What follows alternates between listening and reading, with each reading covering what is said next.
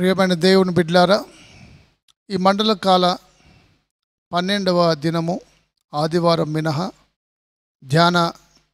ఉదయకాల ధ్యానం కొరకు మిమ్మల్ని ప్రేమతో ఆహ్వానిస్తూ, ఈ దినపు ధ్యానాంశము గాడ్స్ ప్లాన్ ఫర్ యూ.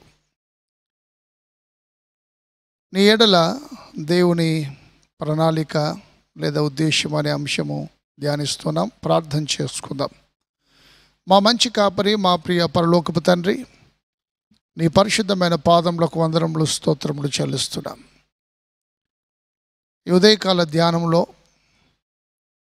నీ ఆత్మను మాకు తోడుగా ఉంచి, నీ వాక్యమందు మండల కాలంలో బలపరచబడటకు నీ కృప దయచేయమని యేసునామమున ప్రార్థించి వేడుచున్నాము తండ్రి, ఆమేన్.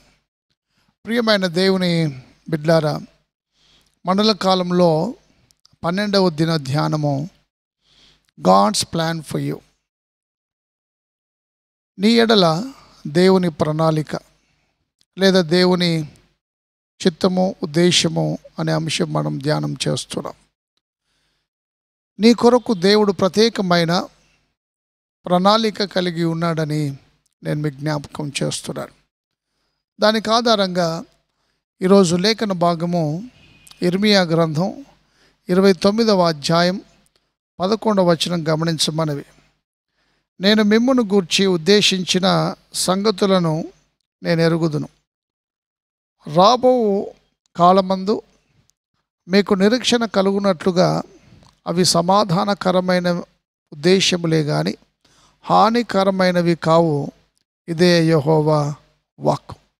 దేవుని ప్రియమైన బిడ్డలారా, మన కొరకు రాబో దినాల్లో సమాధానకరమైన ఉద్దేశ్యము దేవుడు కలిగి ఉన్నాడు. అవి హానికరము కాదు అని ప్రవక్త అయిన ఇర్మియా ద్వారా దేవుడు సెలవిస్తున్నాడు. అనేకసార్లు దేవుని ప్రణాళిక నుండి మనము దూరముగా వెళ్ళి అనేకమైన ఉపద్రవాల్లో మనం చిక్కుకొని ఉంటాం. దేవుడు మన ఎడల ప్రత్యేకమైన శ్రద్ధ కలిగి ఉన్నాడు. దేవుడు మన కొరకు ప్రత్యేకమైన ప్రణాళిక ఆయన ఏర్పాటు చేసి ఉన్నాడు. మన ప్రణాళిక, ఆయన ఉద్దేశము అది సమాధానకరమైన, ఆశీర్వాదకరమైన, దీవెనకరమైన ప్రణాళిక మన కొరకు రచించి ఉన్నాడు. దాన్ని మన జీవితాల్లో మనము గుర్తెరిగిన వారమై ఉన్నామని నేను మీకు జ్ఞాపకం చేస్తున్నాను. ఇర్మియా గ్రంథం 1వ అధ్యాయంలో దేవుడి మాటలు నేను మీకు జ్ఞాపకం చేస్తాను. ఇర్మియా గ్రంథం 1వ అధ్యాయం 5వ వచనం, 4-5 వచనాలు. యెహోవా వాక్కు నాకు ప్రత్యక్షమై ఇలాగు సెలవిచ్చెను. గర్భములో నేను నిన్ను రూపింపక మునుపే నిన్నెరిగి తిని, నీవు గర్భము నుండి బయలుపడక మునుపే నేను నిన్ను ప్రతిష్ఠించి తిని, జనములకు ప్రవక్తగా నిన్ను నియమించి తిని. దేవుని ప్రియమైన బిడ్డలారా, ఇర్మియాతో దేవుడు మాట్లాడిన విషయం మనకు అన్వయించుకుంటే, గర్భమందు రూపింపకబడక మునిపే మనం ఏమై ఉన్నామో దేవునికి సమస్తము ఎరిగినటువంటి దేవుడు. మనము రూపింపకబడ మునిపే ఇర్మియాతో దేవుడు చెప్తున్న మాట ఏంటంటే, నేను నిన్ను ప్రతిష్ఠించి ఉన్నాను, జనములకు ప్రవక్తగా నిన్ను నియమించి ఉన్నాను. ఆయన పుట్టి పెద్దవాడైన తర్వాత కాదు, ఆయన పుట్టక ముందే, గర్భమందు రూపింపబడక మునిపే దేవుడు ఇర్మియాను తన పరిచర్య కొరకు ప్రతిష్ఠించిన విషయం మనం చదువుకొని ఉన్నాం.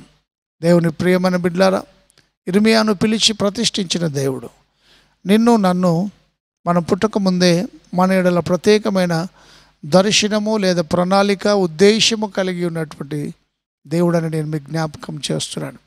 మిమ్మల్ని గూర్చిన రాబో కాలమందు మిమ్మల్ని గూర్చిన సంగతులు దేవుడు సమాధానకరమైన విషయాలను మీ కొరకు ఏర్పాటు చేసి ఉన్నాడు. ఈ సమాధానకరమైన సువార్త మన చేతులకు దేవుడు అప్పగించి ఉన్నాడు. ఆయన ఉద్దేశము, ఆయన ప్రణాళిక ఏమై ఉన్నది అని కనిపెట్టి వారమై ఉండాలని నేను మీకు జ్ఞాపకం చేస్తున్నాను. మన జీవితాల్లో ఆయన చిత్తము ఏమిటి, ఆయన ప్రణాళిక ఏమిటి, మనం ఎటువైపు వెళ్తున్నాం, మన జీవితం పయనం ఎటువైపు సాగుతుంది, మనం ఒక ప్రత్యేకమైన ప్రణాళిక కలిగిన జీవితాన్ని జీవిస్తున్నామా?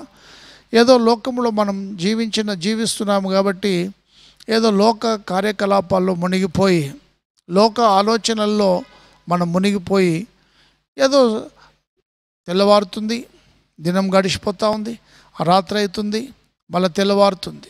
రాత్రి పగలు గడుస్తూ ఉన్నాయి, దినములు గడుస్తూ ఉన్నాయి, సంవత్సరాలు గడుస్తూ ఉన్నాయి. మన జీవితము అర్థవంతమైన జీవితాన్ని జీవిస్తున్నామా? మన జీవితము దేవుని చిత్తానికి లేదా ప్రణాళికలకు అనుగుణమైన జీవితాన్ని మనం జీవిస్తున్నామా లేదా అని ఈరోజు ప్రశ్నించుకోవలసిన వారమై ఉన్నాం. ఎందుకంటే మన జీవితాలను గురించి దేవుడు ప్రత్యేకమైన ప్రణాళిక కలిగినటువంటి దేవుడు. మన జీవితాల గురించి ప్రత్యేకమైన ఉద్దేశము కలిగి ఉన్నటువంటి దేవుడు. ప్రతి జీవితం వెనుక దేవుని ప్రత్యేకమైన ప్రణాళిక, ఉద్దేశము దాగి ఉంది. Behind every one's life there is a great purpose of God. దేవుని ప్రత్యేకమైన ఉద్దేశము దాగి ఉన్నది అని నేను మీకు జ్ఞాపకం చేస్తున్నాను. ఆయన ఉద్దేశానికి అనుగుణమైన జీవితం. దేవా, నన్ను ఏ పాత్రగా నీవు వాడుకోవాలని నీవు ఆశపడుతున్నావు. పాటలు పాడే తలాంతు నీకు ఇచ్చినాడా?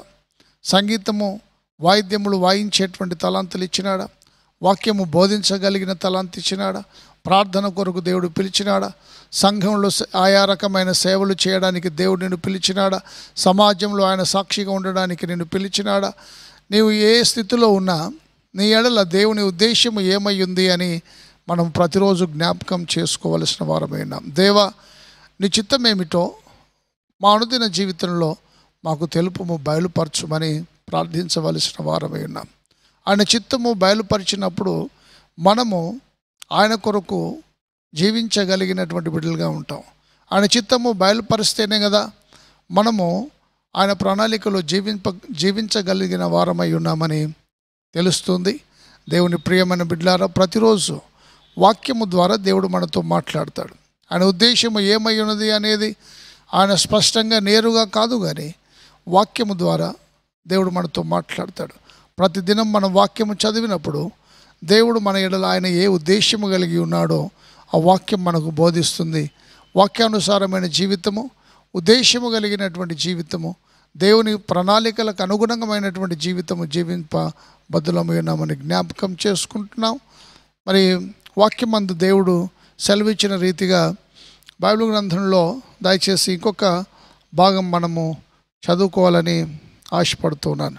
రోమీలకు పరిశుద్ధ పౌలు రోమీలకు రాసినటువంటి పత్రిక 8వ అధ్యాయం దయచేసి 25వ వచనం గమనించమనివి. రోమీలకు రాసిన పత్రిక 8వ అధ్యాయం 25వ వచనం. మనము చూడని దాని కొరకు నిరీక్షించిన ఎడల ఒకరితో ఓపికతో దాని కొరకు కనిపెట్టుదము. దేవుని ప్రియమైన బిడ్డలారా, మనము చూడని దాని కొరకు నిరీక్షించిన ఎడల ఓపికతో దాని కొరకు కనిపెట్టుదమనే వాక్యము. మన ఉద్దేశము ఓపికతో కనిపెట్టవలసిన వారమై ఉన్నాం. చాలా ఓపిక మన జీవన యాత్రలో అవసరమై ఉంది.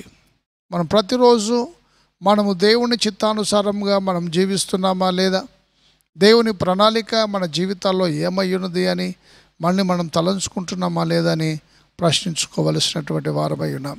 దేవుని క్రియలు మన జీవితాల ద్వారా ఏ రీతిగా బయలుపరచబడడానికి దేవుడు మనల్ని వాడుకొని ఉన్నాడో, ఆయన సాధనంగా ఏర్పాటు చేసి ఉన్నాడో గ్రహించవలసిన వారమై ఉన్నాం. మోషే దేవుని పనికి పిలిచినప్పుడు నేను నోటి మాంద్యము, నాలుక మాంద్యం గలవాడనై అన్నాడు. ఇర్మియాను దేవుడు పిలిచినప్పుడు నేను బాలుడను, మాట్లాడటకు నాకు శక్తి లేదు, బాలుడను అనగా దేవుడు అంటున్నాడు నేను బాలుడను అనవద్దు. మోషతో దేవుడు అంటున్నాడు, నీవు మాట్లాడకపోయినా నీ కొరకు మాట్లాడడానికి నీ అన్నయ్య అయిన అహరోను ఏర్పాటు చేస్తాను, కానీ నాయకుడివి నువ్వే. నాయకుడిగా మోషను ఏర్పాటు చేయడానికి దేవుడు నిర్ణయించుకున్నాడు. ఆయన జీవితం ఎడల దేవుని ప్రణాళిక. ఇదిగో ఇర్మియా ఎడల దేవుని ప్రణాళిక. నేను బాలుడను అనవద్దు, నేను పంపువారి యొద్దకు వెళ్ళాలని ఇర్మియాతో దేవుడు సెలవిచ్చిన మాట జ్ఞాపకం చేస్తున్నాను. మనం చిన్నవారమా, పెద్దవారమా, ఉన్నవారమా, లేని వారమా కాదు, కానీ ఆయన మనల్ని మన జీవితాల ఎడల ఉద్దేశించినటువంటి సంకల్పము, ప్రణాళిక నెరవేర్చు బిడ్డలుగా ఉండుటకు, ఎదురు చూచుటకు, ఆ ఉద్దేశంలో జీవించుటకు ప్రభు మనకు తోడైండి నడిపించేలాగున ప్రార్థన చేసుకుందాం. మా మంచి కాపరి, మా ప్రియ పరలోకపు తండ్రి, నీ పరిశుద్ధమైన పాదములకు స్తోత్రములు చెల్లిస్తున్నాం. మా కొరకు ఒక ప్రత్యేకమైన సమాధానకరమైన ఉద్దేశము కలిగి ఉన్నావు. ప్రతి జీవితము చాలా అమూల్యమైనది. మా జీవితాల వెనుక నీ ప్రత్యేకమైన ఉద్దేశము దాగి ఉంది. మీ ఉద్దేశమును, నీ ప్రణాళికను ఎరిగి ఈ లోకంలో జీవించటకు నీ కృప దయచేయమని వాక్యం విన్న బిడ్డలందరి జీవితాల్లో నీ ఉద్దేశము, ప్రణాళిక ఏమైందో బయలుపరచుమని యేసు నామమున ప్రార్థించి వేడుచున్నాము తండ్రి. ఆమెన్.